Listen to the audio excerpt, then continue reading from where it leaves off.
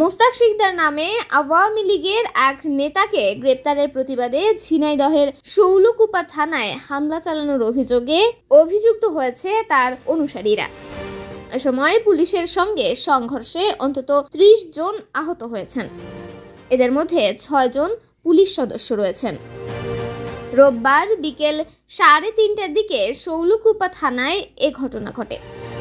তাৎক্ষণিকভাবে আহতদের নাম পরিচয় জানা যায়নি, তবে পুলিশের ৩ সদস্যকে গুরুতর আহত অবস্থায় ঢাকাতে রেফার করা হয়েছে।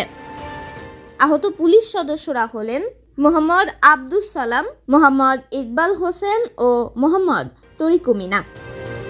স্থানীয়রা জানান, দুপুরে উপজেলার ধাওড়া গ্রামের স্থানীয় আওয়ামী লীগ নেতা মোস্তাক শিকদারকে একটি মামলায় গ্রেপ্তার করেছে পুলিশ। তিনি উপজেলা পরিষদ নির্বাচনের পরবর্তীতে একটি মারামারি মামলায় ৪৯ নম্বর এজাহারভুক্ত আসামি। গত ২৩শে মে মামলাটি দায়ের করা হয়। মোস্তাক শিকদার স্থানীয় সংসদ সদস্য নায়েব আলী জোয়ারদারের সমর্থক।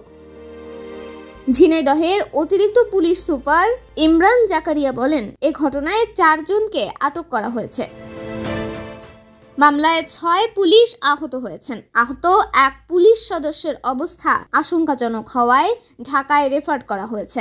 হামলাকারীদের বিরুদ্ধে আইনগত ব্যবস্থা নেওয়া হবে। তন্নি শিকদার, দৈনিক সকালের দুনিয়া।